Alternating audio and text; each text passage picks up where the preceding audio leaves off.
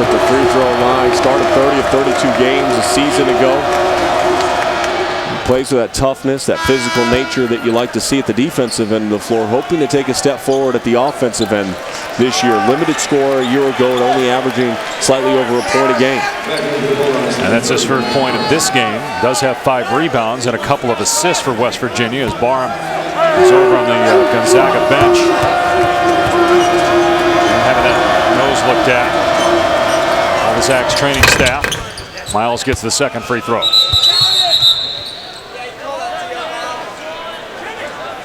A timeout here. Perhaps not an injury, perhaps a contact issue instead for Barham. Take a look at some of your burning questions. Barn and 5, the burning questions that I have. Can the West rebound? I think a lot of that's going to be put on the shoulders of Arizona and UCLA. They kind of lift up the rest of the Pac-12 with them, but with Gonzaga, UNLV, San Diego State, pretty strong. The Big Ten is as good as advertised. I'm really looking forward to seeing this conference grow throughout the course of the year. Kansas in the Big 12, dominating time and year in and year out. Baylor going to be their most difficult test in that one. Of course, Kentucky, can they do it with another talented young group of players? These are the questions that are coming in my mind as we start the college basketball season. It's not just the fact that you lose 5 guys, you lose the best player in college basketball too. Anthony Davis, the #1 pick in the draft, who was so dominant on the defensive end, but obviously was a very good offensive player as well. So I know you got to replace the 5 guys, but that's obviously the one big one in Anthony Davis. It's going to take Noel, I think, a little while to kind of acclimate and get into that role that people anticipate him coming in as the nation's top recruit from a year ago. And you talk about the mid-majors, so to speak. South Alabama already with an upset, beating Florida State. You'll have those in November and December. Yep. Question is, will we have them in March? Backdoor. Grangitis puts it in, and Miles fouled him. 3-point opportunity. Miles not happy, but this is kind of showing you a little bit of the depth that Gonzaga has. And Durant Guinness with a beautiful backdoor cut, absorbs the contact and able to finish up over the top. I think you also appreciate the reactions that we've seen from the West Virginia players. They're not happy. They know that this has been embarrassing, but they've continued to play hard. And with some of the calls that they haven't liked, or when they've been upset with their own errors, they've been pretty demonstrative. So is Coach Huggins. Yeah, Coach Huggins up on the bench, clapping, encouraging his team still down the stretch here. This is a long season. This win, this loss, it doesn't define either team's year. It's a good start and obviously a positive start for the Gonzaga Bulldogs, but you can't rest after game 2 of your season if you're Gonzaga, and certainly game 1 doesn't upend and ruin any dreams and visions you have in Morgantown.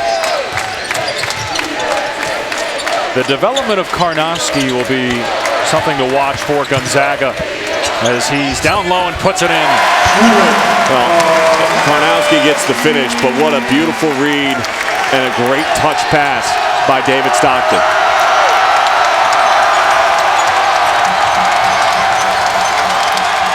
Henderson for 3. Karnowski didn't really jump, but got the rebound. He's so big and eats up so much space, he doesn't really have to do all that much to get a rebound. Down court, Staten, and Murray with the jam.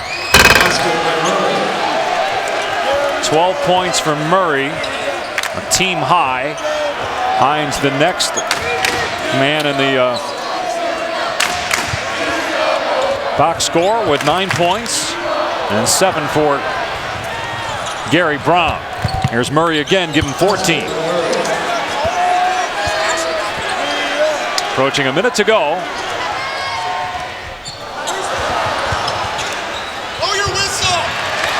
A good save by Michael Hart. Barham for 3. And rebounded by Aaron Harris, freshman from Indianapolis. Well, Gonzaga blows out West Virginia. It was over pretty early. Even though the Zags were 1 of 12 to start the game, West Virginia couldn't even get field goal attempts. They turned the ball over so much in the first 5 or 6 minutes. The Zags got out to a 15-point lead 7 or 8 minutes into the first half, and it was pretty much over. 18-1 differential at the half in points off the turnovers, and that second one of the game and the perimeter shooting by pretty much everybody tonight. Mike Hart with 8 as they continue to stretch from the outside and create issues. Now over 60% shooting from three-point range for the Gonzaga Bulldogs. This game's over, but our night and morning, and yours as well, far from over. We still got 21 plus hours of college basketball for you. 15 more games coming up. We'll send you to the pit in Albuquerque for Davidson and New Mexico. A really good game coming up on ESPN next. West Virginia commits a foul with 5.8 on the clock.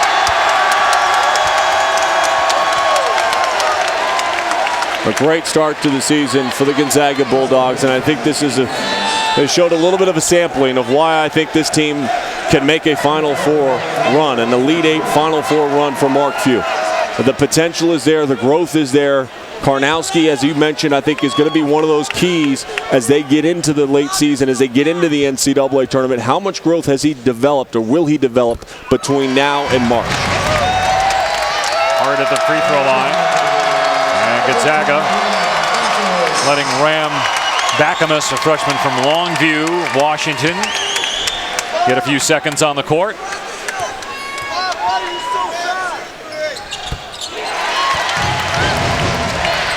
West Virginia had just 18 points at the half. And the Mountaineers will finish with 50 as Gonzaga, the foul is called. Contact between Pangos and Noreen, who's playing with 4 fouls, and that's now 4 on Pangos. And Noreen, that's what he does for West Virginia. And they really missed him a lot down the stretch of the regular season a year ago when he broke his leg at Pitt. They ended up going 4-9 down the rest of the regular season after starting the season 15-5. Through the hands of Humphrey, almost another turnover by West Virginia. They've done a little bit better job protecting the ball in the second half. Only 3 turnovers since intermission after 15 in the first half. There's a 27-point Gonzaga lead at the end of one half of play. Got a foul underneath. And it's going to be on the Zags. 25-point lead for the home team. Will respond because he tweets nonstop. What are you saying now, aren't you? I'm sorry, I wasn't paying attention to a word you were saying, Dave Pash. I'm too busy tweeting that Dave Pash is talking about Twitter right now. He will respond to you folks if you tweet him. Not just about college basketball either, but of course all the great stuff going on in this next 24 hours. He's going to be up for all of it. So you can get him in Frischilla. I guarantee you Frischilla will be up also for the next 24 hours in tweets as well. Go to sleep. You've got 3 games at the tip-off marathon. Why are you still up tweeting right now, Fran? Well, his wake-up call's in an hour. So why bother sleeping at this point?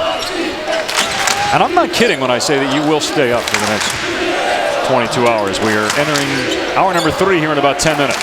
There'll be a lot of great games in this tip-off marathon. Xavier Butler, one of the ones I'm looking forward to. Both teams in the Atlantic 10 this year. And Butler struggled to shoot the ball from the perimeter a year ago. Brad Stevens' team gets a big boost with Rodney Clark, the transfer from Arkansas. With all of the realignment, obviously West Virginia in the Big 12, as we have a tie-up here, unless I call it foul. There's a tie-up. West Virginia in the Big 12. Butler the A-10. You have A&M and Missouri in the SEC now. And VCU also in the A-10 now. A lot of realignment, a lot of different schedules. And people forget these schedules have been made out for well over a year, sometimes 2 years in advance, which is why you can have a matchup like we have in the tip-off marathon between 2 teams that'll be playing in the A-10 this year. Got a foul inside. Actually looked like a flop. This is the NBA. Right now, Kevin Noreen would be getting a warning. Did you see that? Noreen bumped into Karnowski, and Karnowski didn't do anything, but just got called for his 4th foul. Watch this here. Not a lot there. I mean, I understand it was contact initially. But both guys are initiating the contact coming together. Yeah, but the 3rd time, that was totally a flop. 1-1 for Noreen.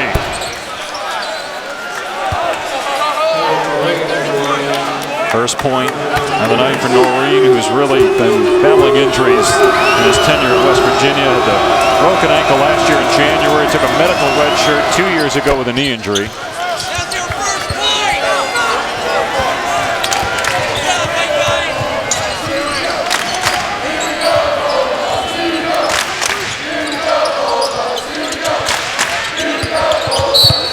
Harris on the baseline, close to a push-off, but instead Noreen picks up his 5th.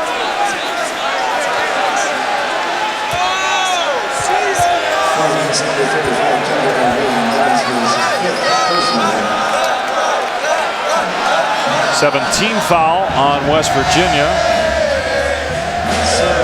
Noreen fouls out with 2 points, no rebounds.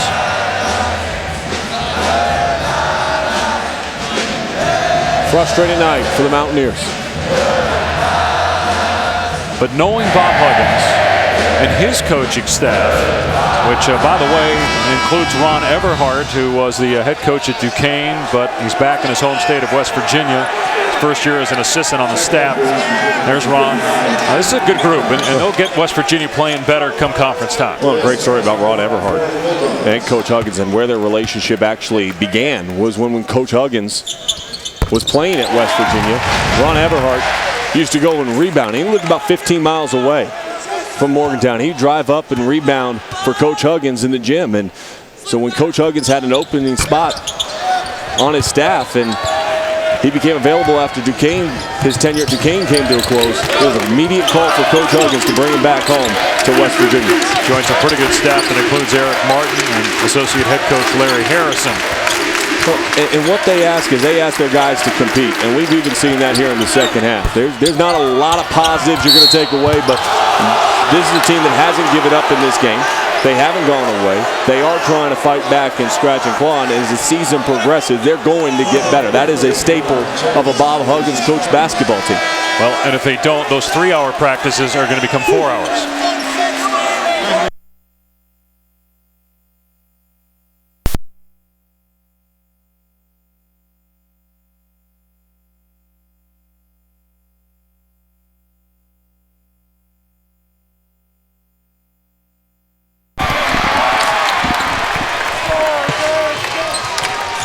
I apologize there for, again, some technical difficulties with the audio. 10.5 remaining. 58-34. Gonzaga on top of West Virginia. Zags playing their second game of the year. They beat Southern Utah in their opener. This is West Virginia's opener. A new era of Mountaineer basketball, playing in the Big 12 and then trying to get the newcomers up to speed. 3 transfers in the starting lineup. 2 from the Atlantic 10, 1 from the ACC. Landry Edi is fouled. That's the 8th team foul on West Virginia. And then Eric Murray, one of those transfers coming over from LaSalle, gets his 3rd personal foul. And a great move by Landry Edi to pressure release from the denial of the Mountaineers. And Mark Few told his team yesterday, when you back cut, there is no fake back cutting in this game. And when you read that over, they're overplaying you. You backdoor and you go all the way through. And that time, Landry Edi made sure he followed that rule that Coach Few required of his guys and asked of them yesterday. 14th year for Mark Few as the head coach. 24th overall was an assistant under Dan Munson here before getting the head job. Obviously, he's had opportunities to go elsewhere, but he loves it in Spokane. And the fans here at Gonzaga are glad that he stayed. Certainly one of the best in the business, and that winning percentage of 79% shows that. I know he's playing in the WCC, not playing in a power conference, but there's some good teams in this league. And he's had some success in the NCAA tournament as Kalichla gets the stuff.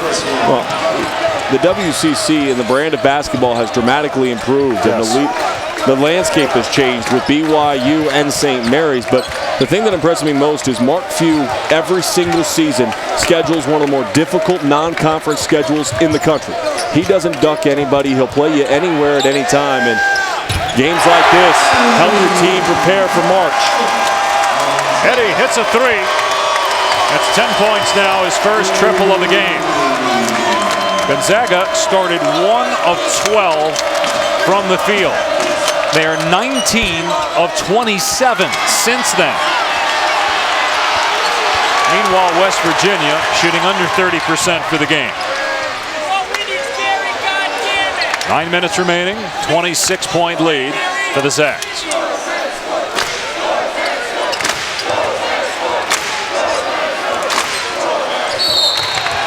And contact out on the perimeter, and a foul called on Henderson, his second. 19 fouls, so 1-1 coming up for Stockton.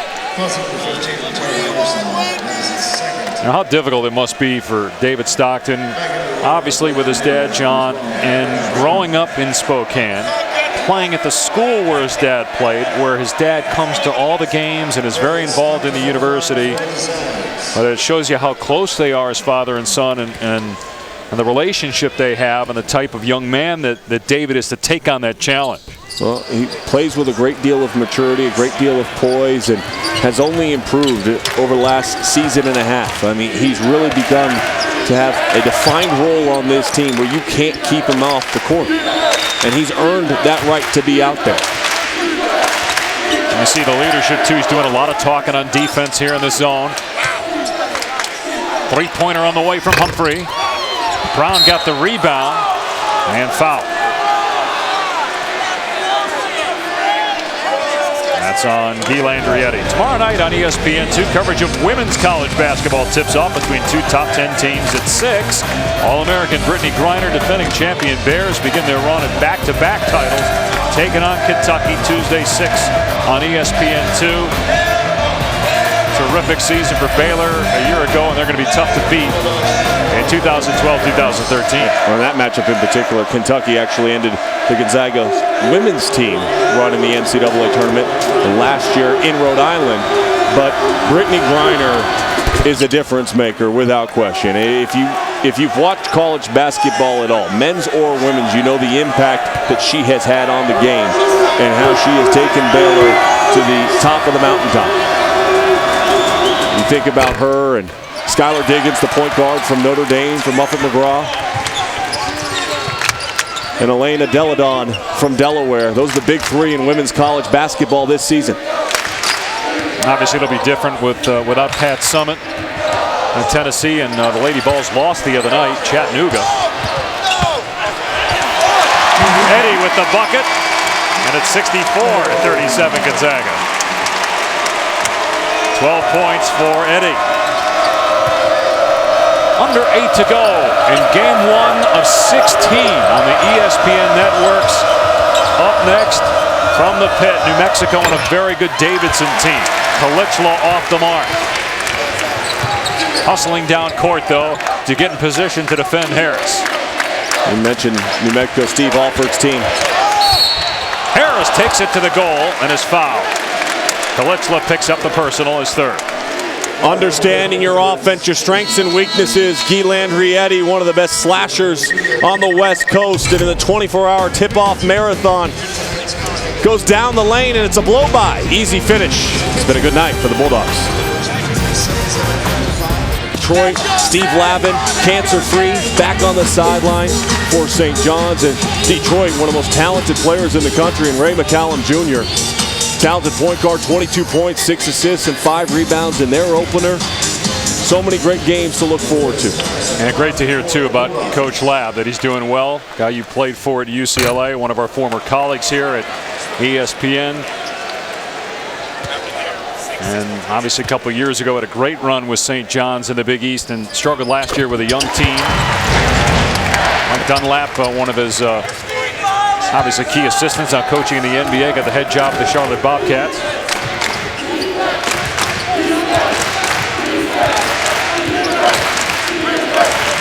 Gonzaga led by 27 at the half. West Virginia's played better here in the second half, but unable to dig out of that huge hole. 15 first half turnovers and only 18 points. They've already had more scoring here in the second half through almost 13 minutes than they had in 20. Harris with the backside board off the miss from Aaron Brown.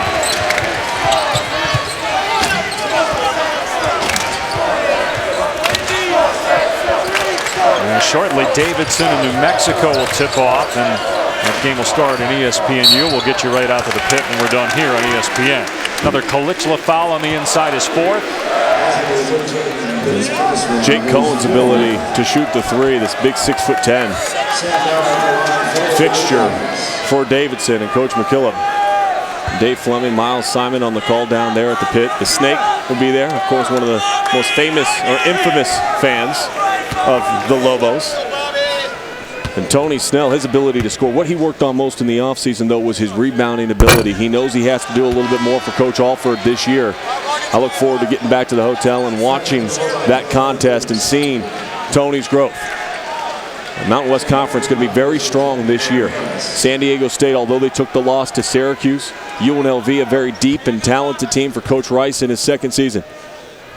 Did you say the Snake? That's you speak from experience? That's his nickname, yes. I've been to the pit. I've met Snake. Somebody will tweet him right now and tell him he just got a mention, and he'll be excited about it.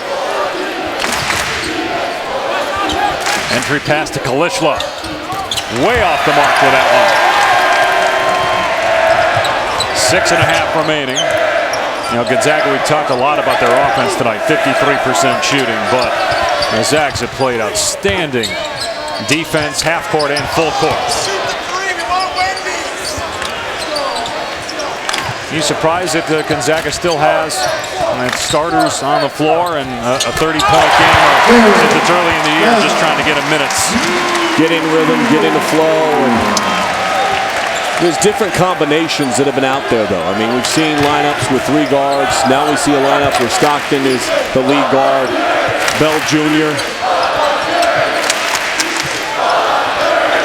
Three-pointer from Brown, no good, but he was fouled. He'll shoot 3.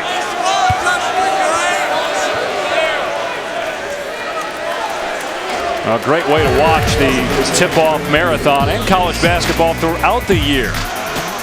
The Watch ESPN app. You can also check it out at watchespn.com. College basketball available live anytime, anywhere on your computer, tablet, or smartphone. It's a great resource for us at ESPN in preparing for games. Great resource as a fan and watching games as well. You and I often are in airports, traveling around the country. The opportunity to dial in to any of the games on the network allows us to get ahead sometimes in our preparation. I used it yesterday. We landed here in Spokane in order to watch North Carolina, because I've got North Carolina coming up on Friday in their flyover game from Maui against Long Beach State.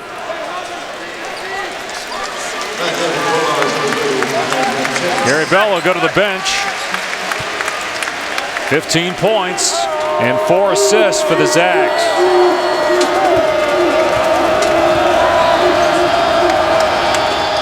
And Brown gets the 3rd free throw to drop.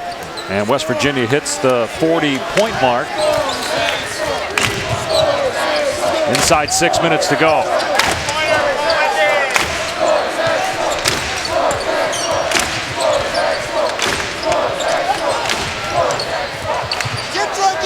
West Virginia still hustling on D, but Harris is fouled by Kalichla, and he's gone. Second Mountaineer to foul out, and Harris will go to the free throw line. Was 4 of 8 so far at the line tonight. Tough night for Kalichla. 2 of 6 shooting from the floor.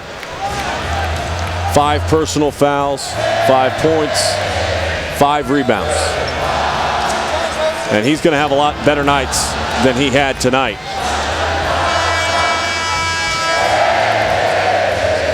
I think the size and the speed and the quickness and the way that they collapsed on the interior made it very difficult for him from the start.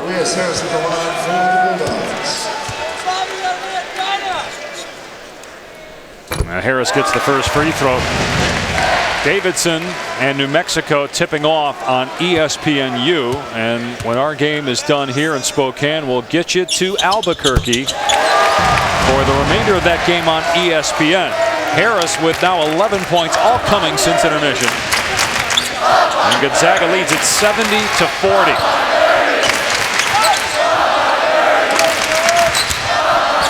Brown on the drive. A follow won't go. As Eric Murray tried to stuff it through, but he was fouled and will go to the free throw line. And you mentioned Harris's numbers here in the second half. Those first half numbers limited because of only 8 minutes of playing time due to the foul trouble that he got into. He picked up 2 early fouls and had to go to the bench. Now Murray at the free throw line for West Virginia. You know, we see a lot of times shots of Bob Huggins upset with his team, upset with his players, and certainly we have tonight. And his practices are hard. But at the same time, I think the moment that really encapsulated it was the Final Four 2010. Deshaun Butler, who's now a grad assistant at West Virginia, when he had that knee injury. Just Huggins showing his love for his player and just how Butler and the rest of the team responds to Huggins. And that's a big reason why Huggs has had such a terrific 31-year run as a head coach at several stops. So much of it is about relationships. And there's no way you go through 31 years and you have the success that Coach Huggins has had with players like Deshaun Butler without having your players believe and fully understand how you coach, why you coach them that way, and know that you have their best interest and that you have an undying love for them. And Coach Huggins has proven that time and time again. And Butler hoping that he can get healthy enough where he still can play. He wants a shot still in the NBA and believes that that's a dream that can happen for him. And Guinness gets in the lane and puts it in. 30-point lead again for the Zags. 4.5 to go. Grant Guinness, two-time Idaho State Player of the Year, Gatorade State Player of the Year, redshirted last year. He really gained a lot from that experience, learning how to play at the Division I level. He's got some good savvy, as we saw there, putting the ball on the floor and getting to the rim. Edi into the lane, draws contact and a foul on Murray. His fourth.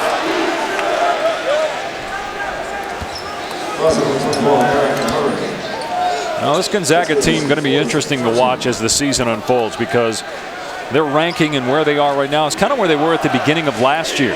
They looked really good early in the season, up and down. Obviously the league was very good last year with St. Mary's winning the WCC. They play such a tough schedule that they're battle-tested come NCAA tournament time. They made it to the 3rd round last year, beating West Virginia. In the 2nd round, they lost to Ohio State in round 3 a season ago. I think when you look at this schedule and you look at the potential roadblocks ahead, they get Clemson in the opening round, as we showed you earlier in the Old Spice Classic, when they get down to Florida. They get the winner or loser, depending upon what happens in that 1st round game of Oklahoma-UTEP. Potential matchup with Davidson, West Virginia in the finals. Who knows how that bracket will unfold. But you've got games against Illinois, game against Kansas State in the battle in Seattle over the winter break. They've got Baylor. They've got Oklahoma State on New Year's Eve. This is going to be a tested team by the time they get to the West Coast Conference. And that leaves out, by the way, a trip to Indianapolis against Butler. And an official timeout here. You mentioned Kansas State. Obviously, each year there are many coaching changes. Bob Huggins used to work at K-State. You got Bruce Weber, the former Illinois coach now in Manhattan. Frank Martin going to South Carolina his 1st year with the Gamecocks. And Rodney Magruder, one of the better players in the Big 12 for Kansas State. That cupboard was not left bare. West Virginia now in the same league as Kansas State. Mountaineers picked to finish 6th in the Big 12, leaving the Big East after 17 years. Obviously, Syracuse, Pitt, and Notre Dame will soon follow, but going to the ACC from the Big East. At McCarthy Athletic Center since it opened in the 2004-2005 season. Tonight's player of the game brought to you by Old Spice. Gary Bell Jr. a game-high 15 points. It's not only about his offense when you look at Gary Bell and the way that he can score, slashing to the rim, shooting it from the outside, the mid-range teardrop shot. That's actually one that he's developed during the course of the offseason. But his overall awareness, his basketball IQ, his toughness at the defensive end of the floor, these are all things that are important for Gonzaga to have a great run this season. And Gary Belt Jr., underrated a year ago, kind of lost because of Pangos' performance on the tip-off marathon. And this year, people are going to be talking about Gary Belt Jr. Yeah, Belt really came alive in the NCAA tournament last year. Averaged 16 points per game in the NCAAs, 10 points per game during the regular season, and led all freshmen in three-point shooting last year at 48%, was 9th overall in the country. Coming up next, we'll go to the Pit, New Mexico and Davidson. You can see it live over on ESPNU and on the Watch ESPN app, watchespn.com. And we'll get you to the Pit here on ESPN shortly. As with time running down on the shot clock, Eric Murray puts it in. He's got 10 points. First Mountaineer in double figures. That's only their 13th basket of the game. But as the season goes on and Murray and the other transfers get accustomed to playing with the holdovers for West Virginia and they get more game action, you would expect the Mountaineers to improve. Barham for three, won't go. And Miles grabbed the rebound and was fouled. Barham a little slow getting up. He took some contact to the face, and he already had a broken nose in which they had to re-break to set for him, which is why you can see him with the mask. See, the guy went over to Stockton and went over to make sure he's okay. Stockton, one that gave him the broken nose, inadvertent elbow in practice a couple weeks ago. There, Eric Murray was trying to box out Barham. He banks it in. Brown trying to push himself a little bit to get active. 4 points for him here in the first half. Bell, Karnowski, very patient, then reversed and put it in. And that's what people love about him up here, the poise that the freshman has. Didn't immediately try to go up through the contact. Instead, allow the shot blocker to fly on by, reverse layup. Make it easy. Used the dribble to make sure he didn't travel as well and put it in. Kalichla facing a double team, now a triple team as Stockton came down, and now a three-pointer from Brown won't go. Karnowski with the rebound. Inside 2 to play here in the first half.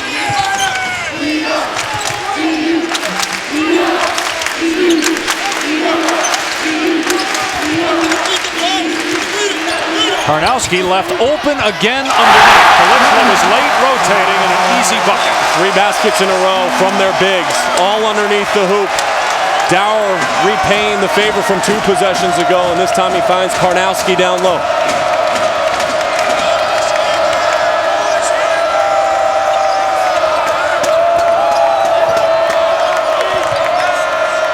Kalichla is fouled by Karnowski. That's 3 on him.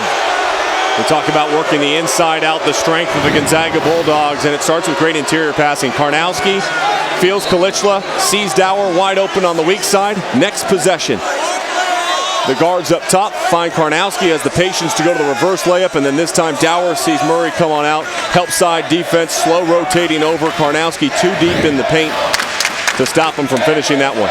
Gonzaga's made its last 7 shots. Some of them have been right around the rim because of poor defense. As Kalichla is at the free throw line shooting 2. Only 56% at the stripe a year ago. That's his first point of the game.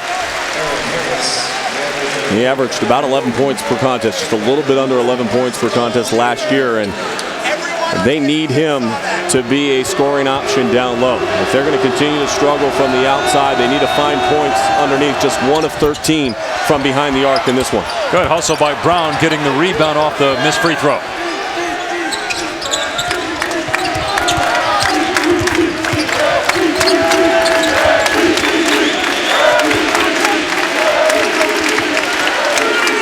Minute remaining here in the first half. Gonzaga leading by 24.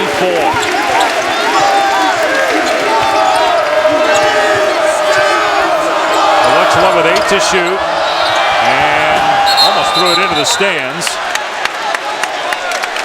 And he was out of bounds, they say. So Gonzaga ball. A sloppy pass. Great effort by Brown going up, trying to save that one and keep it in bounds.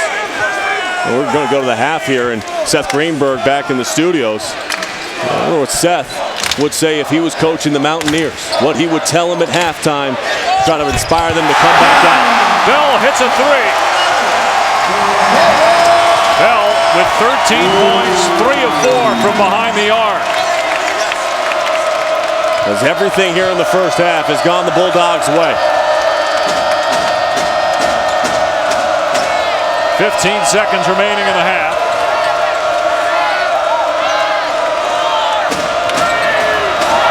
Staten with 7. And got a foul called on West Virginia on Staten as Bell was going for the loose ball. So it'll be free throws with 4.3 on the clock. And that's his third personal for Staten. And one of those fouls now with 4.3 seconds left to go. Loose ball situation. Team control foul here, Sean, so no free throws with the loose ball there.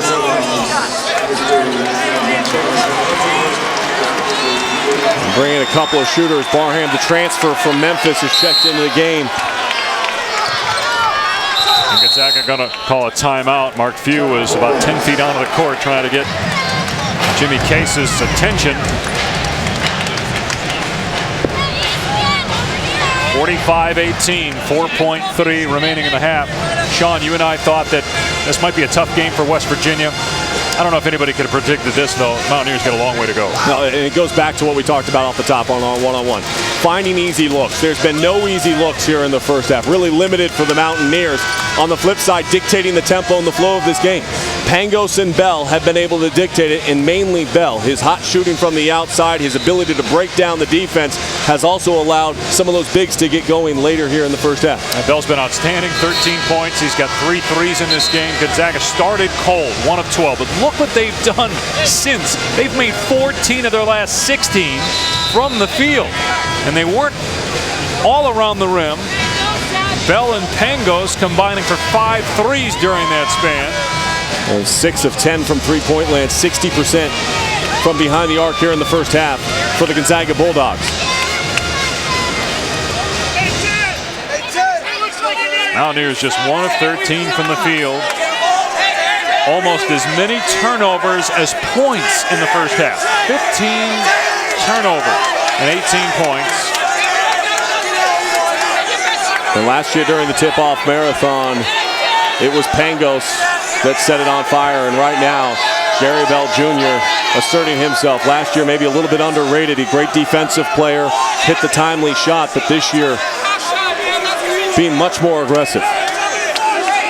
Not sure what the discussion is here. Perhaps a substitution there. Yep, Stockton going out. They had subbed in Barham, and they called the timeout, and then took him back off the floor. And no time had elapsed off the clock. I got a team control foul, so no free throws.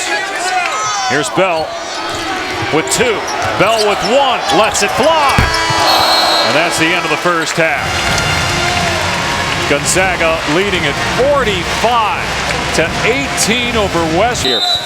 How competitive and how much fight are we going to see out of the Mountaineers in the second half? And how much attention to detail can we get out of the Gonzaga Bulldogs? Can they handle this lead and still execute the way they did down the stretch of the first half? West Virginia's last game was against Gonzaga in the NCAA tournament last year. The Zags won that game by 23. They led by 18 at the half in that game, 40-22. Good start defensively to this half for the Mountaineers, who had just 5 baskets in the first half and allowed Gonzaga to shoot 52% from the field. Nice move along the baseline there by Eric Murray. Well, the second time in this game, we've seen an easy entry pass down low and a nice finish, and both times it's come to the hands of Murray.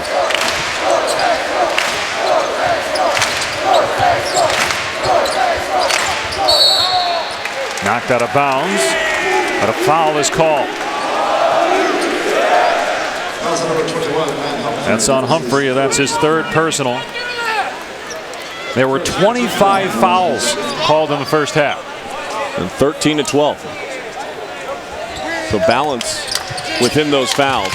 The early fouls, though, I really think disrupted West Virginia's approach and their flow to the game.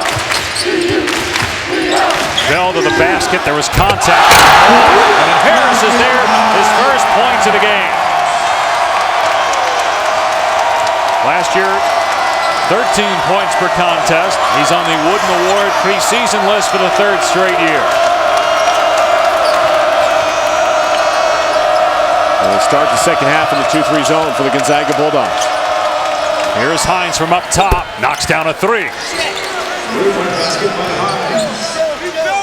That's 7 points for Hines.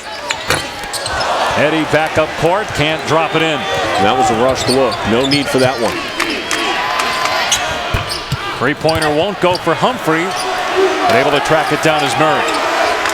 Staten fakes the pass, takes the long 2, and up high is Harris for the rebound.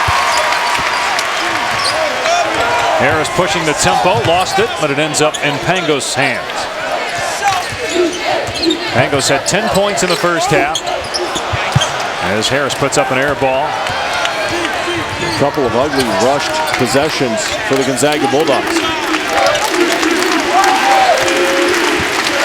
How do you keep the intensity if you're Gonzaga when you had a 27-point lead at halftime?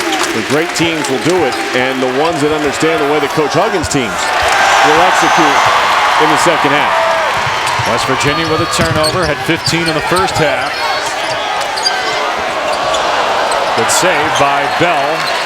Keep it from going out of bounds. Nice cut. And Pangos unable to get the basket, but he's fouled. That's 2 quick ones on West Virginia in the half, and Hines' is second personal. Now what happens a couple possessions ago, Elias Harris finally gets on the board, walks the drive. He kind of seals off Kalichla. Murray comes over if he's going to block the shot, but he vacates his spot, and that allows Harris to get the easy finish. And a timeout called by Bob Huggins early in the second. And some great matchups in the ACC Big Ten Challenge, including NC State, Michigan. How about the Kansas-Michigan State game, Sean, tomorrow night? Jeff Withey, one of those preseason Wooden Award candidates, had a great start to his season, 17, 12, and 5. And I think that was the big question for Kansas, replacing Thomas Robinson, and how would Jeff Withey make that transition from being part of the wheel to being the main cog in the wheel down low. And he certainly showed up in game 1. A tough test, though, coming up against Michigan State, and Sparty struggled over in Germany, especially from the outside. 23% shooting from behind the arc. Yeah, congratulations to Kevin Ollie, the new coach of the UConn Huskies, at least for this year, getting that win, as Pangos has one more free throw, 10 points in the game. A lot of people are saying the Big Ten could be the best conference in college basketball this year, with Michigan and Ohio State in the top 5 to start. What do you think? Well, of course, in Indiana at number 1, and Cody Zeller, the preseason favorite for that Wooden Award. I think from top to bottom, the Big Ten is the strongest conference in the country this year. I think Michigan State is going to only get better as the season goes on. I think even a team like Iowa can sneak up in that conference. Foul on Bell of Gonzaga. The first on the Zags here in the half, and his second personal. And obviously you know about Indiana, but we got Michigan in the top 5. And John Beeline, the former West Virginia coach there. Trey Burke, Tim Hardaway Jr. A talented core of freshmen. Got another Zags foul here. This one on Pangos. That's 3 on him. And this is where you got to be careful if you're Gonzaga. 2 fouls on this possession. Pangos goes to the bench. West Virginia still struggling, though, to put the ball in the hoop. Yeah, I don't know how careful. I mean, I get what you're saying, but he got a 25-point lead on a team that scored 23 points and has 16 turnovers. And another foul inside on Gonzaga. That's 3 in 7 seconds. 3 on Harris. So similar to what we saw in the first half when the early fouls racked up against the Mountaineers. This time in the second half, they're going against the Gonzaga Bulldogs. But this gives you a snapshot of what Gonzaga can be this year when a guy like Harris doesn't score in the first half, yet you got a big lead. Although West Virginia cutting into that lead with the 3-point basket from Humphrey. A bad place for Stockton to pick the ball up. And a West Virginia foul now, 3rd team foul on the Mountaineers. And that's on Noreen, his 3rd. Give the officials credit for being consistent.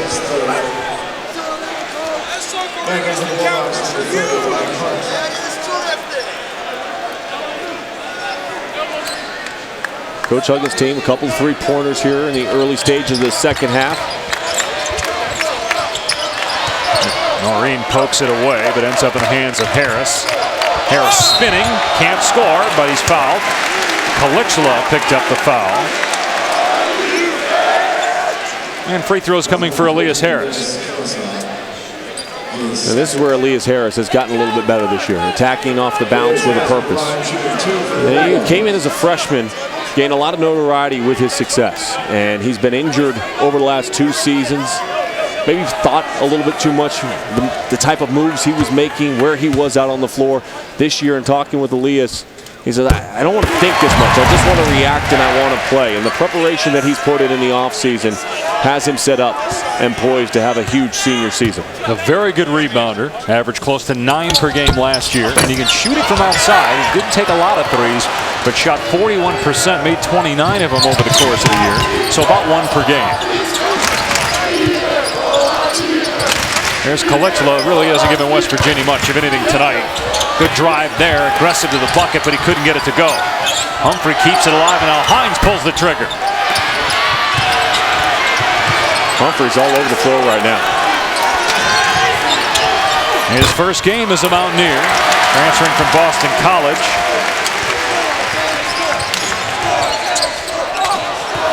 And a poor entry pass there. Turnover, Hines.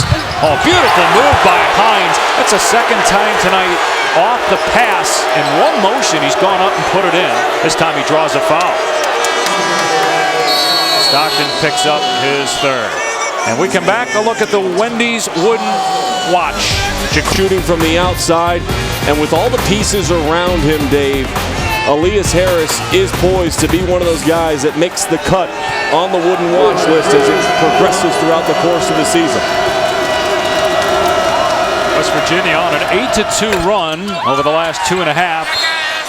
And Kalichla couldn't handle the rebound there, so it's Gonzaga ball. Well, you look at the lineup for the Bulldogs. You talked about the people around Harris. Now, this is one of the guys, obviously, Kevin Pangos, who is the leading returning scorer and an excellent three-point shooter. And Gary Bell improving his game. Wait till Karnowski gets some more action. Barring the transfer from Memphis, and Olynyk when he becomes eligible. There's a small lineup for Mark Few out on the floor right now with Stockton, Pangos, and Bell, and they like the way they play together. Strong move by Harris. Couldn't get it to go, but he was fouled. That's 4 on Noreen. And they're giving him that on the shot. Yeah, that's the second time that's happened where we've seen a blocking foul, and they have given 2 free throws to the Zag shooter. Happened in the first half as well. I thought that one was on the floor and should be taken out underneath. 15 foul in West Virginia. Harris, 67% free throw shooter, and misses the first. He had some groin issues earlier in the season, and it prevented him from really getting a fresh start even to this season. I mentioned some of his injury woes, whether it was a shoulder, he tweaked his Achilles 2 years ago against San Diego State, but primarily healthy right now. And he can be an explosive threat underneath, and especially with this lineup right now, they need him to show some toughness and grit. Got 4 points, 4 rebounds. Gonzaga leading by 22, led by 27 at the half. Hines trying to drive on Pangos.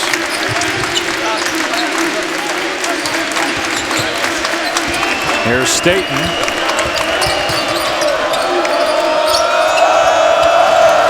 And the shot clock at 8. Gonzaga's played very good defensively tonight. Kalichla, a nice move. And Dower just bounced off the size of Kalichla, and those are the type of moves, if you're a West Virginia fan, you want to see a lot more of during the course of this season. His first field goal, and now a steal for Humphrey, and the jam. And West Virginia's got it down to 18. Eating away at the lead, little by little, 5 minutes in. And that gets Mark Few up off the bench.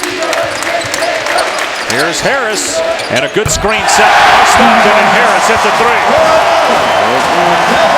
Kalichla fatigued, maybe a little bit there, but didn't fight through that screen at all, and slow getting out to close out to Harris. Hines stolen away. Stockton on the other end.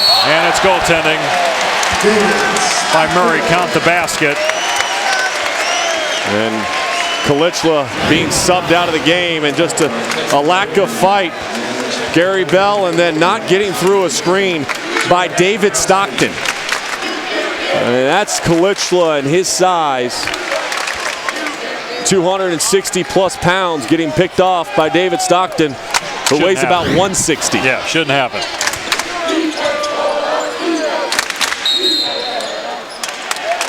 Got an offensive foul.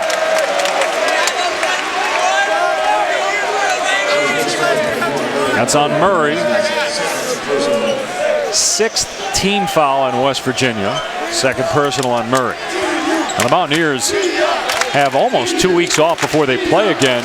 You would think Bob Huggins would love to have more game action. I mean, he's watched these guys enough in practice. So the 3 transfers he saw last year, he wants them to get some chemistry on the court in games. We mentioned this part of the Old Spice Classic doesn't affect the bracket at all, and these two teams could actually match up again in Orlando. In fact, West Virginia could actually have a game against Oklahoma coming up, which would technically be a non-league game, even though now they're both in the Big 12. And will play each other twice during the regular season. Here's the Old Spice Classic bracket. Tonight's game doesn't actually impact the bracket or the outcome of the event, which is November 22nd through the 25th. You can see it ESPN, ESPN2. Davidson part of that field. Of course, they're coming up next against New Mexico. Damon Brooks, Southern Conference Player of the Year a year ago, 24 points in the opener for Davidson, who always has a couple of shooters on the outside for Coach McKillop. Great way to start the marathon, too, at 2 of the loudest venues in college basketball. Here in Gonzaga, and then at the pit up next. 3-pointer, Pangos buries it. 2-pointer, foot on the line.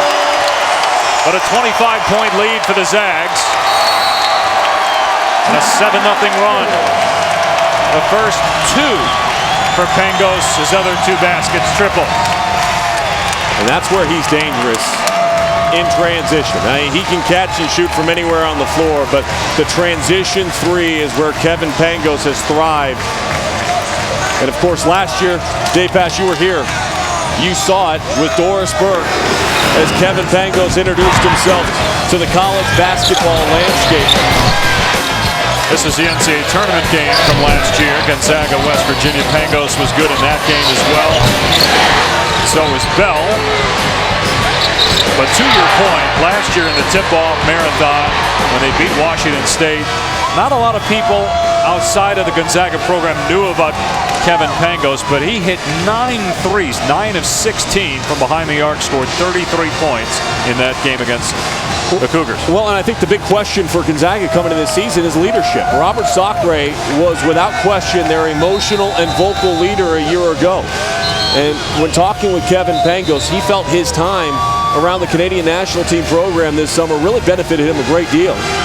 Hanging around Steve Nash and Corey Joseph and so many guys that have now gone from Canada into the NBA, he just learned and absorbed. He said, I didn't say a whole lot. I didn't have to say a whole lot. Nash didn't have to tell me a lot about how to be a leader. But what I did was observe Steve Nash and the way that he was able to control and dictate what was going on out on the floor.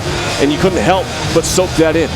You know, and Mark Few, obviously very good X's and O guy, but also his evaluation of talent and his staff when they recruit, considering they got players from all over the world on this roster, and that's the norm for Gonzaga in terms of how they get their players. Good hustle by Pangos, but texted last. It'll stay West Virginia ball. Well, you mentioned his coaching staff from Mark Few. Tommy Lloyd does a lot of that international recruiting. Ray Giacoletti, a superb job with their interior post presence, head coaching experience at Utah. Good defense there by Gonzaga, forces West Virginia to call a timeout. And of course, Donnie Daniels as well. Former head coach, assistant coach at UCLA for their Final Four runs. A very experienced group underneath him.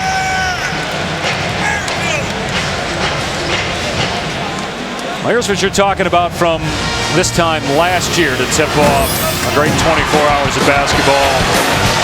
Kevin Pangos, 9 3-pointers. Just a sensational release. You look at all these shots. His footwork, he's set, he's ready to go up. His release is very tight. And in transition, you'll see Kevin Pangos as he pushes up, surveys the defense. Couple guys back, no worries. He's got that in the bag. Got 13 points tonight, 3 assists. He averaged 3.5 assists per game last year. You think about Gonzaga. Right now, 7 of 12 from behind the arc, 58% from three-point range, 50% from the field. Their ability to score in a variety of ways and then defend you makes them a dangerous team. When you asked me earlier, how good can this team be? I think the sky is the limit for the Gonzaga Bulldogs. They've long waited for a run to the Final Four, and this team with its depth has that kind of potential.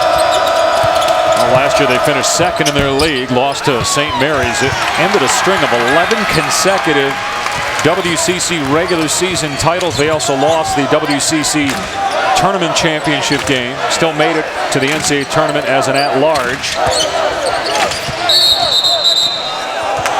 Offense in the tip-off marathon last year. Harris finds Dower, and now Bell from the corner. That's the only place on the court where Gonzaga's made a shot. That left side, mainly in the corner, and it's 15-2. Three-point shots were a big reason why Gonzaga got off to a great start in their NCAA matchup, and it's doing it once again. And that time, great inside-out look by Sam Dower. They got the ball down low, immediately find the shooters on the outside. And a foul before the shot on Bell for reaching in. That's his first. And the 6th on the Zags. West Virginia has gone 6 minutes without a point. The Zags have 4 field goals in the game. They've all been threes. 2 by teamed up for 27 points. And West Virginia, like tonight, couldn't shoot. 32% from the field. And the Zags won big. 77-54. And so far tonight, it's Bell and Pangos again. Pangos with 2 threes. Bell just hit one prior to commercial. And the Zags have gone on a 14-0 run over the last 6 minutes. Sean, what has to change for West Virginia above the obvious putting it in the basket? Well, it goes back to what we said off the top in our one-on-one. You got to find some easy looks. And right now, the tempo has been completely dictated, partially because of fouls, but mainly because of the aggressive nature of Gonzaga.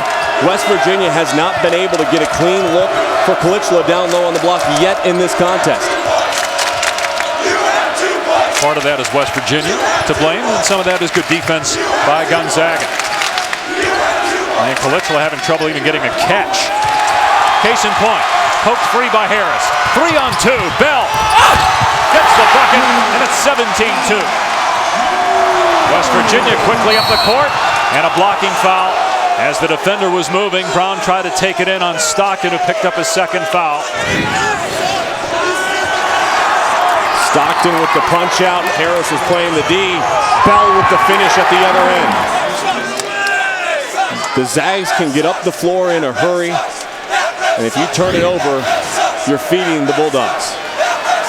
17 foul. Both teams are in the bonus. They called that a shooting foul. So 2 free throws for Gary Brown. 66% free throw shooter last year. And he had a great game in the tournament. 15 points against Gonzaga. And so you're looking for offense right now. You're looking for guys that'll step up, be aggressive, and be able to finish. And maybe Brown will channel some of those 15 points from a year ago to kind of spark the offense. Kalichla out. West Virginia's played 9 guys already, and some have been in and out of the lineup multiple times.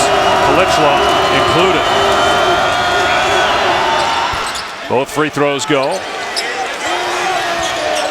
17-4 Gonzaga.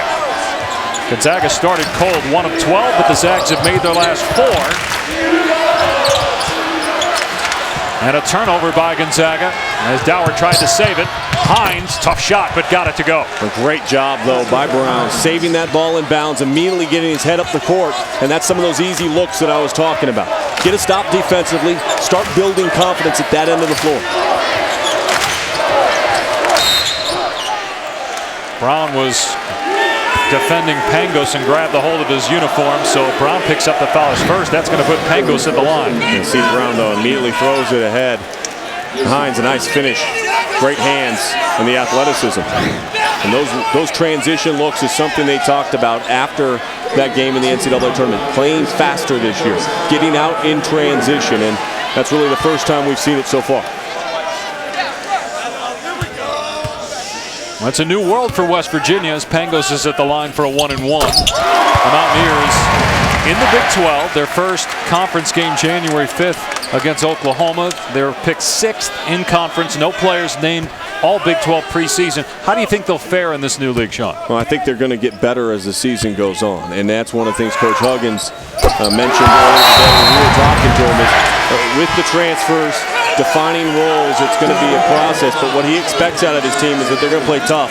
They're going to be physical, and they're going to grind it out at the defensive end of the floor, and that's always been the makeup of Coach Huggins' team. And right now, West Virginia has had the punch taken to them a little bit in the early stages of this game. Zags lead it 19-6 midway through the first half. Three-pointer way off the mark from Aaron Brown, and it's Gonzaga ball. When you look at the Big 12 this year, obviously Kansas, once again the preseason pick. Baylor off to a good start, and West Virginia start tonight anything but great.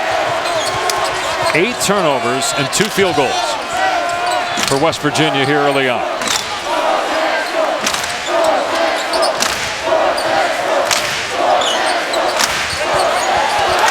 And a turnover by Gonzaga as the pass was picked off by Murray, and then Hines didn't see it, hit him in the head. 9 turnovers by West Virginia. Dower puts it down.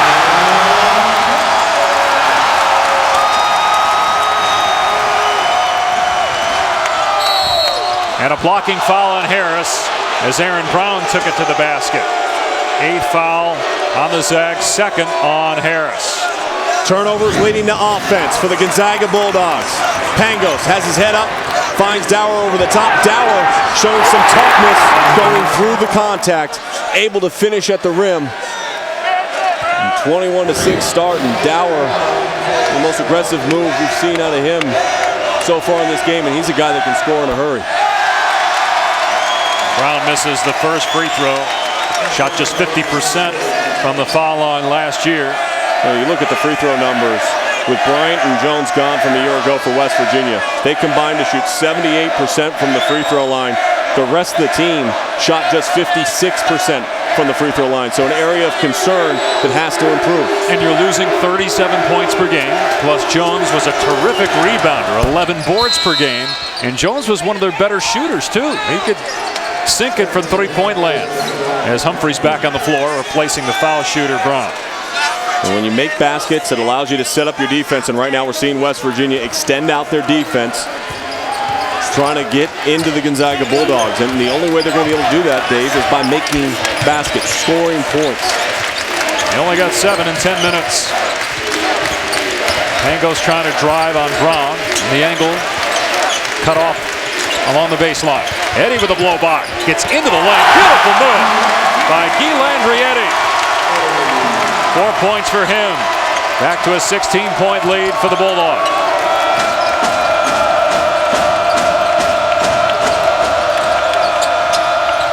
Miles hits the cutter, and Hines able to catch and flip it off the window quickly. A quick, beautiful finish by Hines underneath. And a reach-in foul on Humphrey. 19 foul in West Virginia. First on Humphrey. A 1-on-1 situation here for Gonzaga, which is starting to heat up from the field, and also at the free throw line getting opportunities for points with the clock stop. And some frustration for West Virginia, and Humphrey goes to the bench.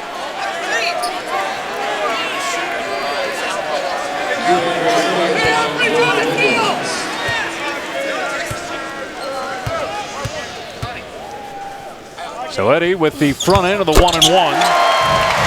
It was a tough year for Edi last year to try to find himself in a rhythm and a flow. He couldn't play for the first 8 games of the season because of playing professionally when he was 15 and 16 years old. But after coming back from that, he just didn't find himself in a rhythm this year. Spending more time being able to get to the practices early makes a world of difference for a player.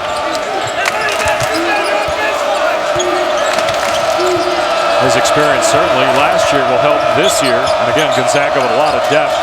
Also, you have Kelly Olynyk. We talk about the situation with Edi last year as the three won't go. Olynyk suspended the first 3 games of this season. He'll be available for Gonzaga here in a week or so as West Virginia gives it away. There's Olynyk. Made the Canadian national team over the course of the summer. And when talking with Mark Few, I asked him what player has improved the most from last year to this year, and he said Kelly Olynyk. When you look at the talent that's out on the floor right now, you can see why expectations are at an all-time high here in Spokane. Now you got a couple 7-footers, and then you have these great shooters on the perimeter like Pangos, and then you have a slasher in Edi, who's short with that one, and then a reach-in foul on Hart. That's 3 on him. Well, you talked about the expectations for Gonzaga. The Zags 19th in the country coming in, and obviously high expectations for these 4 teams. Michigan State trying to bounce back after losing to UConn. They'll play Kansas in the State Farm Champions Classic tomorrow at 7. Then you got Duke, Kentucky at 9 Eastern. Duke ranked 9th, Kentucky 3rd. Are the Zags in the class of those 4 teams that we'll see tomorrow night? Potentially, yes, and that's obviously a dangerous word, but this is, everybody around this program says it's the closest team that they've had in a very long time. They really genuinely like being around each other. And you mentioned the size, the versatility that Mark Few has with this lineup. They're a team that come March could be ready to make a push for a Final Four. They're that good of a team. I mean, you look at Kentucky right now. Last year was such a special year with that group of freshmen.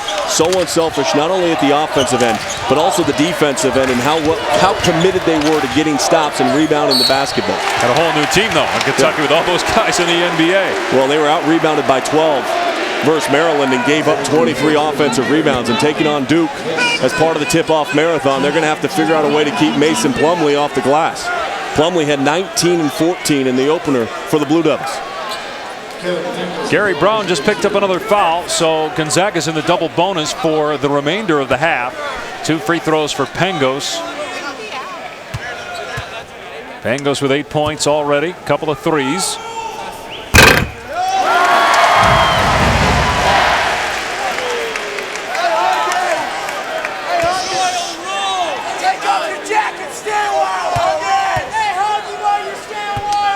Pangos last year shot 85% at the foul line, knocks both of them down there.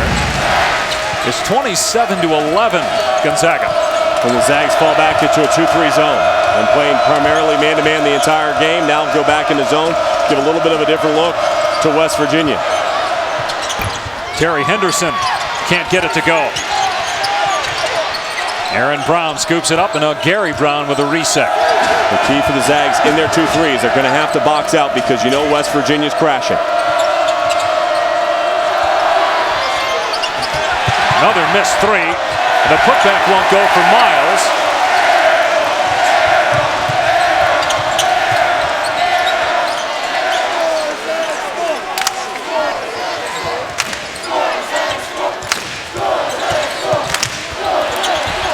I want to apologize for the technical difficulties we're having here in Spokane. Gonzaga leading by 16, 27-11. West Virginia with 10 turnovers and 11 points. 2-3 zone for the Gonzaga Bulldogs. You got to box out of the 2-3 zone. Make sure you find body. Understand the Mountaineers are going to crash. And wow, miserable turnover there as Gary Brown picked up the pivot foot and traveled. They have as many giveaways as points here in the first half. Very physical first half between these 2 teams. 19 fouls have been called as the Zags are rolling in the first half at home. Turnovers as points. Kalichla's been in and out of the game. See if they can get him involved and get him some touches.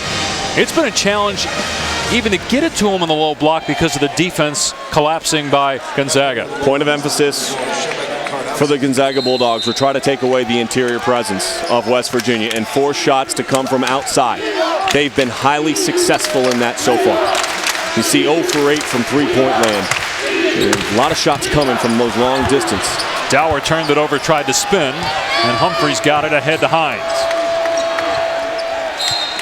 And again, just a great effort trying to even get it down to the low block to Kalichla. It's knocked out of bounds by Gonzaga.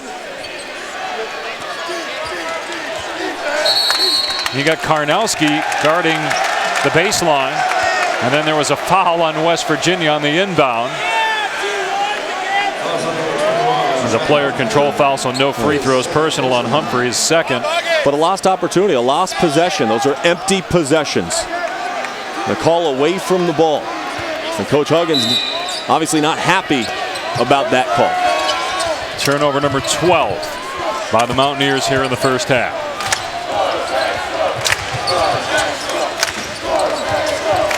Pangos lost it as the Zags turn it over. They're having troubles of their own protecting the ball. Their 7th turnover. Now a blocking foul on Pangos as Aaron Brown took it to the hole. That's 2 on Pangos and the 10th team foul on the Zags. Kevin just really loose with the ball up top. And that allowed West Virginia to get out in transition. And every time there's been a turnover when West Virginia's been in the open floor, they've made some positive things happen, whether that's getting to the free throw line like they're doing in this opportunity or scoring looks. Aaron Brown, a sophomore, getting a lot of playing time here in the first half. He's getting to the free throw line but unable to knock him down. He's 1 of 3 now at the stripe. One more coming here.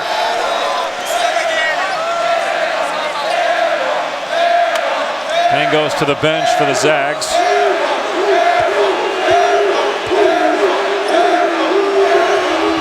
One out of 2 for Brown. 27-12. Gonzaga 7 to go here in the first. And Stockton in control of the ball. And that's going to allow, again, West Virginia to set up their defense, try to pressure Gonzaga and get them out of a rhythm and flow. After their cold start, they heated up. And that started a lot from the perimeter, but then they were able to dump the ball down low. Find guys up over the top. Stockton picked up by Staten, or make that Hines on defense. Staten defending Bell. Dower setting the screen. And Bell looking for Karnowski, but Kalichla fronting. One of the best possessions we've seen so far defensively for West Virginia. Shot clock at 7. And it's rare we've seen the Zags take a shot with time running down on the shot clock. And they get a good one. Dower was open and with 2 on the timer. He hits it. You work hard, but then you lunge and reach and get yourself out of position, and that's what allowed Dower to have the wide open look from the free throw line. Got to be frustrating for Bob Huggins. You go 33 seconds of playing good defense on that possession.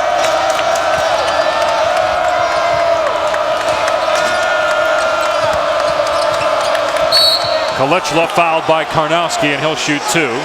Second on Karnowski. Again, both teams in the double bonus. And that last possession, Dower sets the screen up top. Doesn't even really make a lot of contact, but watch the flyby by Staten. And that flyby is what allowed Dower to have a clean look at the hoop.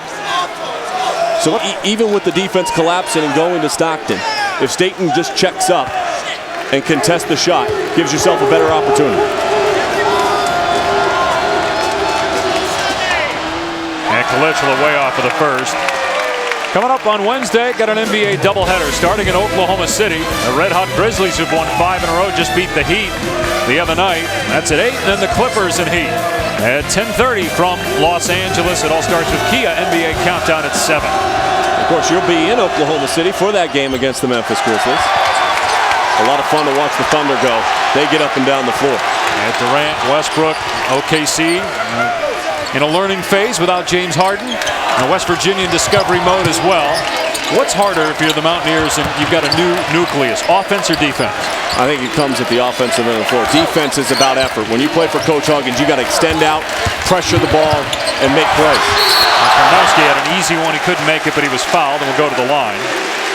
Offense comes a little bit more difficult when you're trying to identify where a person wants the ball passed to them, how they want it delivered to them, where they're most successful in scoring. And when you have a couple of transfers, even though they've been around the program, it does still add an element of, hey, this is going to take some time to find our rhythm and flow. And the 7'1" freshman from Poland, Szymek Karnowski at the free throw line. This certainly will be a player to watch in the WCC this year, and then perhaps nationally as well. Coaches want him to get into better shape. But he's got great touch, great size.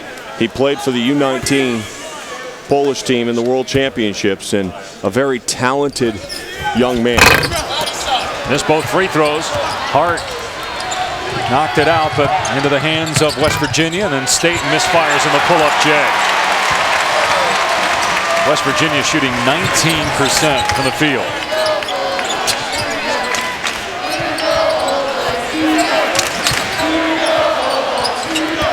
Bell on the drive, floater, able to knock it down off glass. The lead is 19, and 7 points now for Gary Bell. 2-3 zone for the Gonzaga Bulldogs. Humphrey will rise. Way off from three. West Virginia 0 for 9 from behind the arc. Another three-point try won't go for Hines. And cleared by Karnowski. Bell, an open three. It's good.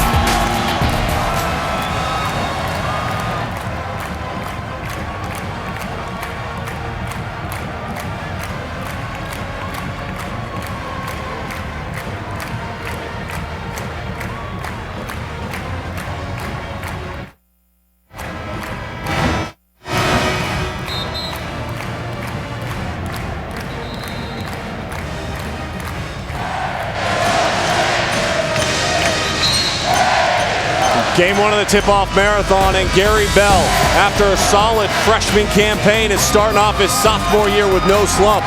Driving to the hoop, showing the versatility and the range from the outside, and the sophomore's got 10. And the Gonzaga Bulldogs up big, and you see the difference in three-point field goals. 5 of 9 for Gonzaga, and an 0 for the Mountaineers. And a 7-0 run by Gonzaga over the last minute 50. 34-12.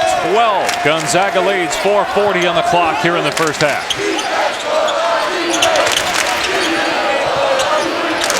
Bell and Pangos with 10 points apiece to lead Gonzaga. Hines and Murray with 4 apiece for West Virginia. Finally, a 3-ball goes as Henderson knocks it down, a freshman from Raleigh, North Carolina.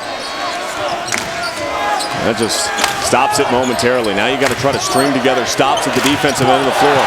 That's not a stop. That's an easy one for Hart, as West Virginia fell asleep on defense, and that'll make Bob Huggins more angry than the missed shots on the other end. No excuse to allow a player to stand directly underneath the hoop and be unaccounted for. Stockton almost with a steal, and a jump ball call that will stay West Virginia ball according to the alternate possession arrow. There's John watching his son. And got to be happy with what he's seeing so far. Gonzaga right now leading by 21. David Stockton, beautiful look, but Hart was wide open. Down this area after Hart sets the screen. Watch what happens. He peels off, finds himself wide open in the center of the floor, unaccounted for. Stockton with the great court vision, finds him underneath in the easy finish. Now Stockton last year averaged 4 points per game. And John comes to all the games. He played at Gonzaga and the all-time assist leader in the NBA, and has stayed up here in the Spokane area. Very involved in the university.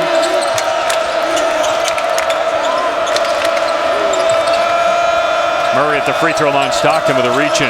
That was the other thing about John when he played. Not just a great assist man, but terrific defensive player. And his son pretty good too. Yeah, his son has gotten really talented at gambling a little bit from that weak side position, but having active hands. Shot clock violation as West Virginia turns it over for the 14th time. Coach Huggins pointing at the shot clock, saying it's right there, fellas. You got to have awareness.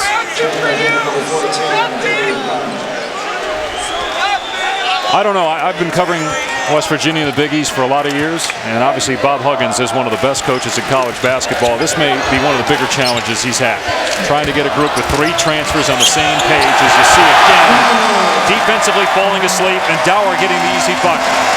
West Virginia really struggling at both ends. Great interior pass that time by Karnowski, setting up his teammate.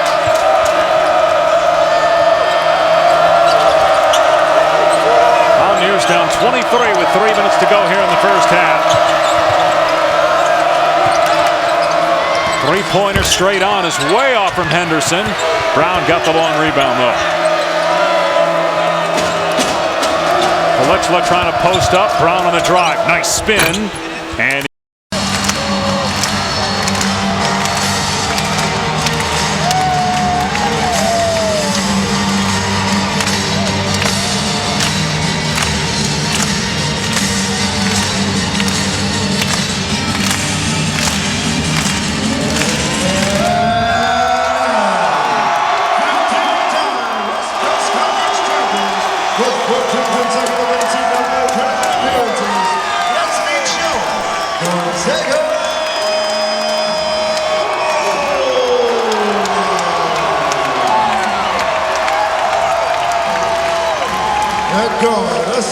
okay, you got it. I'm hearing mixed minus. Do I need to hear it or no? Check 1, 2, 1, 2, 3. Do I need to hear it though? From Kent, Washington, number 5. Okay. Yeah, that's fine. Okay. Check 1, 2. 1, 2, 3. 1, 2, 1, 2, 3. Check, check, check. 1, 2. That's good. It's good. 1, 2, 1, 2. Okay.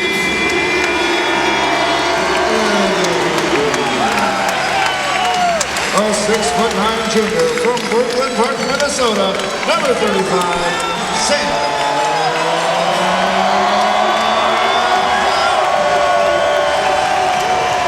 And a 6'7" senior from Speyer, Germany, number 20.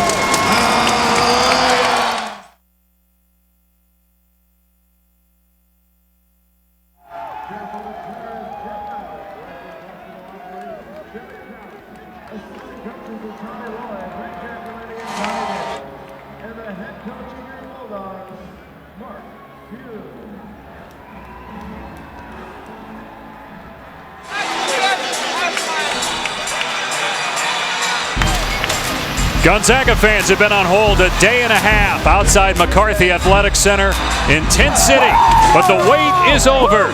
One of the loudest venues in the country opens one of college basketball's premier regular season events. Welcome inside the Kennel and the tip-off marathon.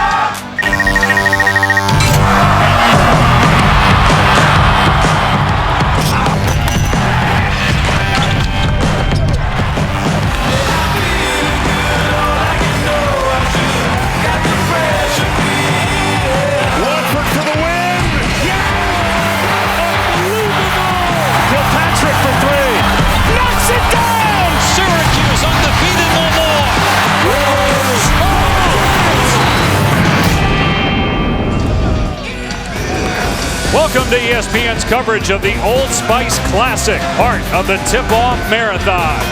This electric crowd has been a major factor in the Zags only losing 7 games in 7 years in this building.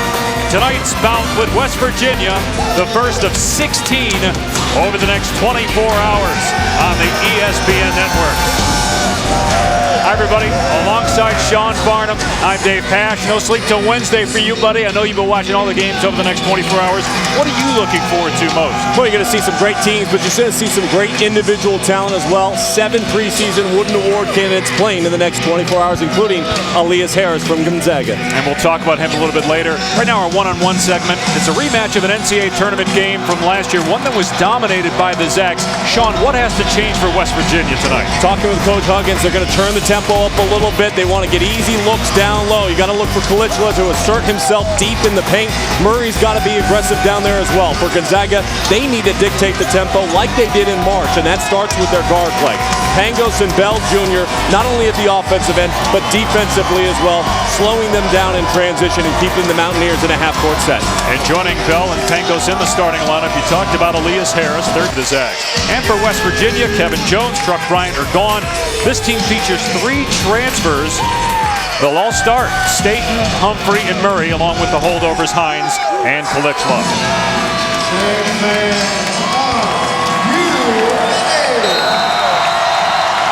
No need for caffeine in this environment with this fan base, though. It's going to be electric.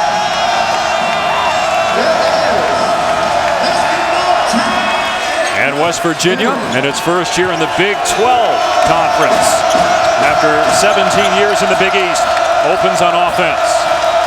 Here's Kalichla, who last year averaged 11 points, 5 rebounds, and we have a foul inside as Harris was defending Eric Murray, the transfer from LaSalle. And it's going to be interesting to see how this game is officiated because of both teams. They want to play inside out, so both are going to be extremely physical, chugging cutters as they cut across the middle of the lane. Here's Staten, who is a freshman that led the Atlantic 10 in assists. When he was at Dayton, he had to sit out last year as a transfer. But he's more of a pass-first point guard compared to Truck Bryant, who was mainly a shooter when he would handle it. Also played the 2. Kalichla missing, threw up a brick, but got it back for the Mountaineers. Now here's Hines. That's a 3. Kalichla kept it alive again. There was contact, looked like a foul, but no call. And again, the Mountaineers with possession. An almost ideal start for the Mountaineers, getting numerous opportunities. They want to get on the offensive glass. And Humphrey, though, missed the 3. West Virginia, not a good shooting team. Beautiful blow-by as Gary Bell got to the bucket. Out of bounds off of West Virginia. Well, Mark Few, the second winningest active coach in the country in winning percentage. Been to the NCAA tournament every year. 5 straight NCAAs for Bob Huggins and the Mountaineers. First time that's happened in Morgantown since the 50s when Jerry West was there. Here's Pangos, who last year in this event, the tip-off marathon, had a coming-out party as a freshman with 33 points, hit 9 threes in that game. Here's Harris, gets past Kalichla. Dower there and had it blocked, but a foul call as Humphrey went for the rejection, picked up the personal. Dower able to slide on in because Murray had to come over and block the shot attempt. And when he slid over, created a gap, and Dower, very good hands, very quick with his release, the lefty. They're going to count on to step up a lot this year with Robert Sacre being gone now with the Los Angeles Lakers. Actually give the foul to Kalichla. And for West Virginia, you mentioned Sacre. He's the only starter that is not back for Gonzaga. And the Zags have some depth. We'll talk about it throughout the night. But one of the guys we'll see shortly is a freshman from Poland, Szymek Karnowski, who's a three-point shooter, as well as a good player underneath. And the Zags have a lot of weapons. The 19th ranked team in the country. Did not win the WCC, though, last year. A streak of 11 consecutive regular season titles ended. That was the second longest in history behind UCLA, 13 straight. Good possession down low, and Eric Murray scores for West Virginia. And a beautiful entry pass by Humphrey, finding Murray's target hand, allowing him to go right into the hoop. Here's Dower, and tough shot there. Double team, good defense by West Virginia. And the Mountaineers in transition. Hines with a shot that won't fall on the backside board for Edi.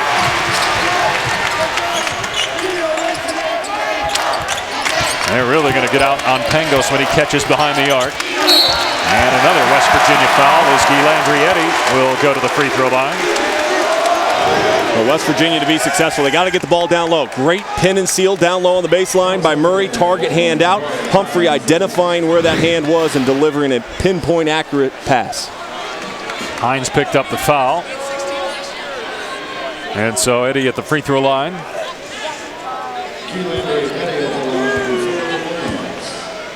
Landry Edi did a lot of work in the weight room in the offseason. He was a guy that battled some consistency issues a year ago for the Bulldogs, but in the weight room this offseason, he got up to about 220 pounds, so tight that he actually stopped working out because he was putting on too much weight. But they looked for production out of their small forward position, something that they lacked consistency at a year ago. Got the second free throw. And less than 2 minutes in, we are tied at 2. And full court pressure now by Gonzaga.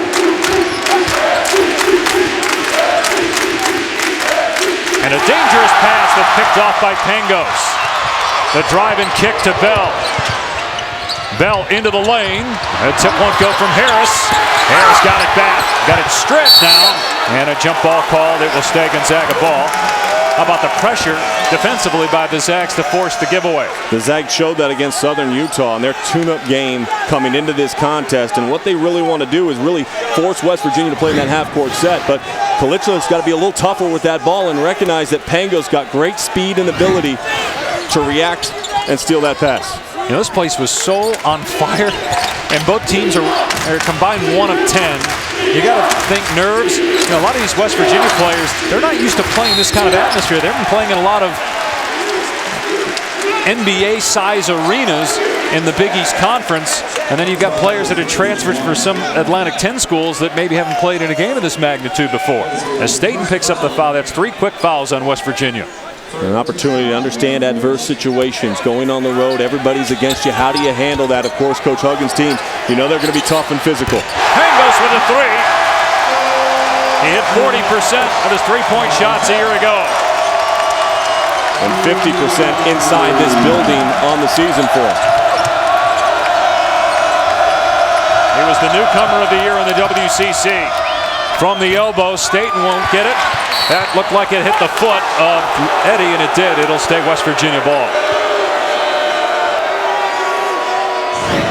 Well, what you're going to notice is the left-hand side of your screen. Dower just absolutely levels. I believe it was Hines, and opened up the three-point shot for Pangos. Humphrey lost the ball as he collided with Landry Edi. Dower will try a long-range shot that won't go. And rebounded by Matt Humphrey, a transfer from Boston College. He's got to be one of few in the history of this game to play at 3 different Division I schools. He transferred from Oregon to BC and then to West Virginia. Well, you think about that, it was the Pac-10 at that time, then to the ACC, and now to the Big 12. I mean, it's not just transferring 3 schools. They're all power BCS schools. Yeah. Yep. He'll take a seat. West Virginia getting some subs in early. Keaton Miles into the game. He started 30 games a year ago. Kalitla on the bench early. Now so far, turnovers and poor shooting, a problem for West Virginia. More turnovers than points so far for the Mountaineers. And the good news is it's been a pretty slow start offensively for Gonzaga, outside of the three-pointer from Pangos. Contact in the lane and a blocking foul is called. That's the 14th foul of West Virginia. This one in Kevin Noreen.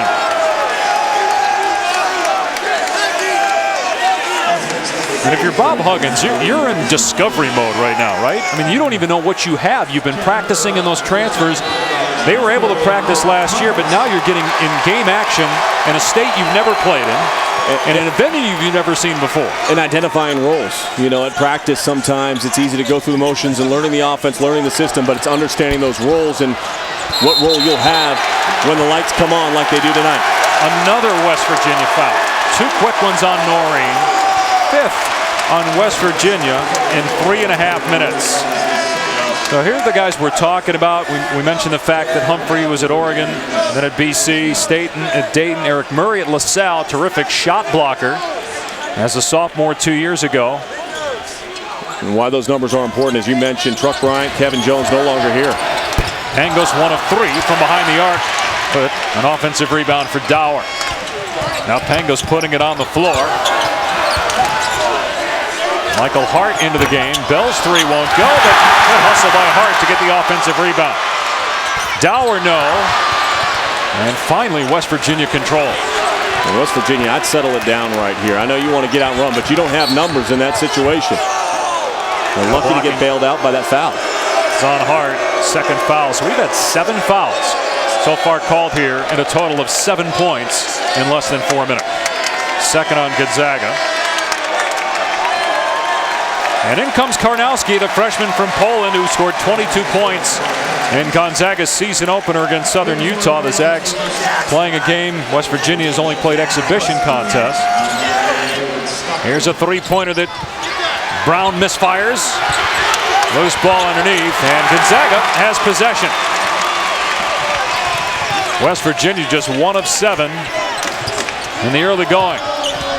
Edi on the drive, got the screen from Karnowski. And another West Virginia foul. 6 fouls in 4 minutes.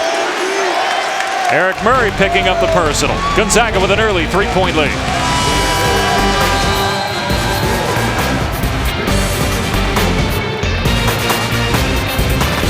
And in part by Infinity, luxury cars that deliver inspired performance. A lot of the Gonzaga fans going to need that deodorant after sleeping in these tents for the last day and a half. Where's yours, Farnham? Mine was right next to the Davenport Hotel. Gonzaga with the early lead. We promise it will get better here at the tip-off marathon. Slow start.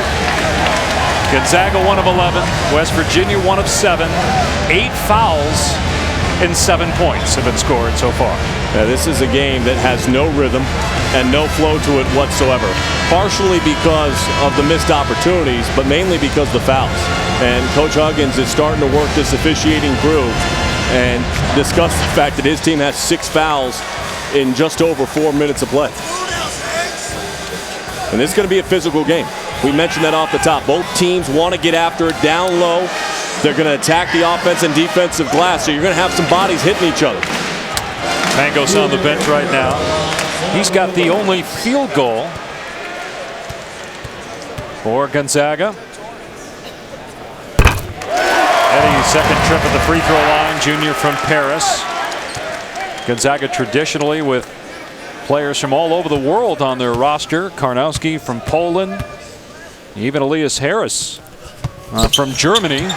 Long rebound after the missed free throw to West Virginia. And I think if you're West Virginia, you got to feel pretty good right now. You've not shot the ball well. You've got some foul issues going on early in this contest, and yet you're only down by 4 points.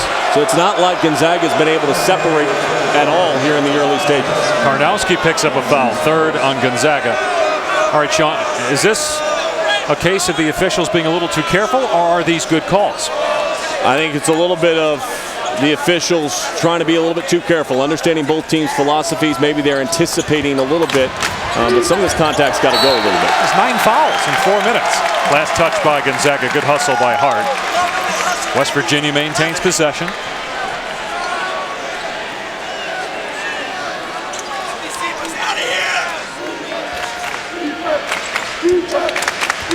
Juwan Staten, sophomore point guard, 3 years of eligibility left after transferring from Dayton.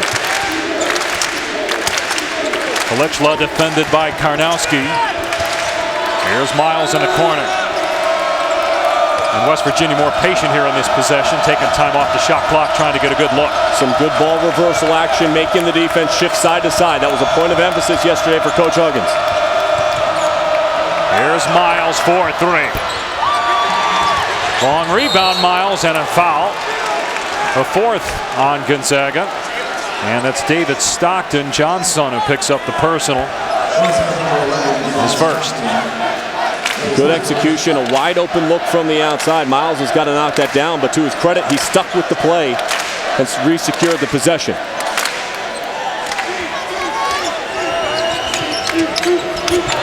Well, Kalichla has position on Bell, but they couldn't get it in bounds. And a turnover called.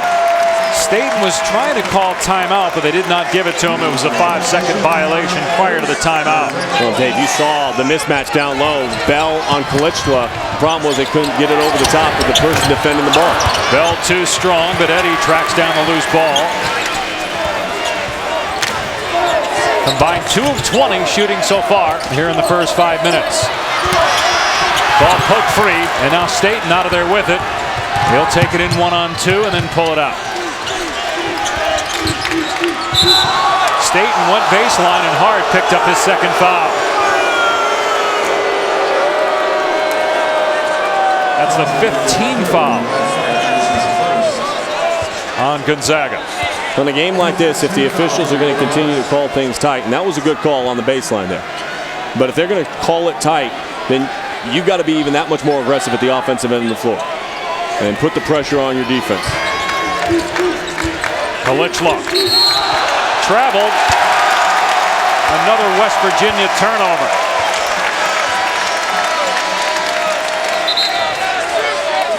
That's the 5th giveaway by the Mountaineers here in 5 minutes. Elias Harris back on the floor for Gonzaga, replacing Edi.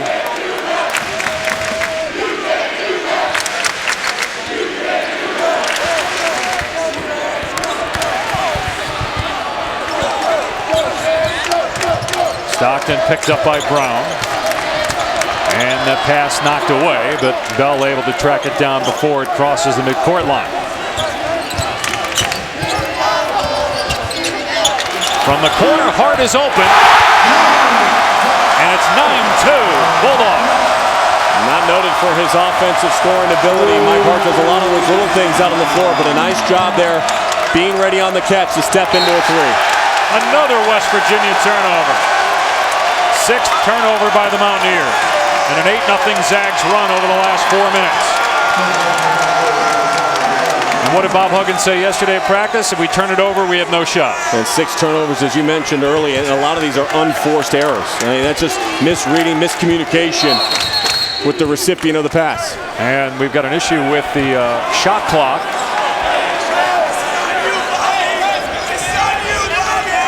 The clock above the basket on the other end is working. The officials will try to get this ironed out. You know, going back to just taking care of the ball, valuing the basketball. And that was one of the things that Coach Huggins discussed after their final tune-up against Glanville State. He mentioned that he did not feel comfortable with the way that they took care of the ball. They were too loose with it. And right now they're too loose in this environment. And if you get loose in a place like this and allow Gonzaga to start to build some momentum, digging yourself out of a hole becomes that much more difficult.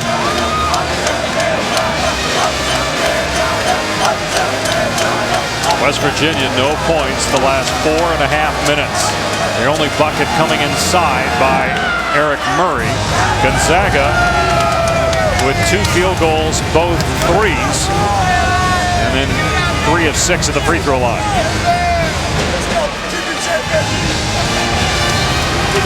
And the officials talking with both head coaches, letting them know they're going to use just the 1 clock in front of the Gonzaga bench above that basket for time and shot clock as well.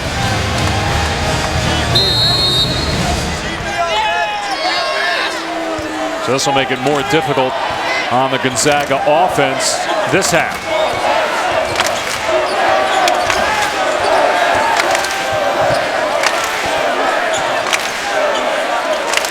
Zone defense, and the change in the defense by the Mountaineers. Bell, and it's swatted away by Eric Murray, who had 73 blocks as a sophomore at LaSalle. Almost another turnover by the Mountaineers. Aaron Brown on the floor for West Virginia. Harris hit the deck, and Murray with the jumper won't go. Calixto trying to battle, and Stockton out of there with it for the Zags. Karnowski posting up. And lucky for Gonzaga, that went off a West Virginia player. Harris looked at Karnowski and said, no, don't try to bounce that pass in there. Karnowski's got a great sense about him and is really an excellent passer, but that time he was a little too unselfish, and that's what Harris was telling him. Go ahead and shoot the ball there. I've got weak side rebounding position. Have faith in yourself. He was deep enough, right, Sean? No question with his size. At 7'1", 305 pounds. You put yourself down low on the block. Go ahead and give that left-handed hook shot.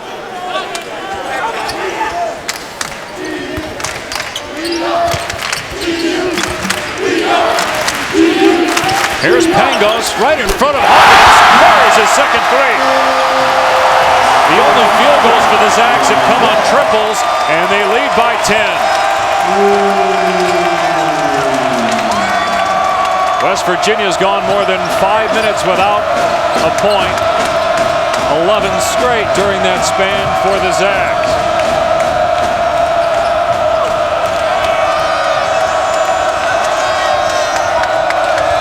That's a push-off, another turnover.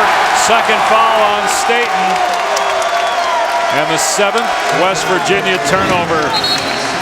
Kevin Pangos, how do you get open? You deliver the ball to the corner, sneak out the backside, a good screen by Elias Harris, delays just enough. Humphrey couldn't get there, and Pangos able to knock down the shot. Pangos, a sophomore from Canada. Averaged 13.5 points per game a year ago. Hit 9 threes in that game against Washington State, 33 points.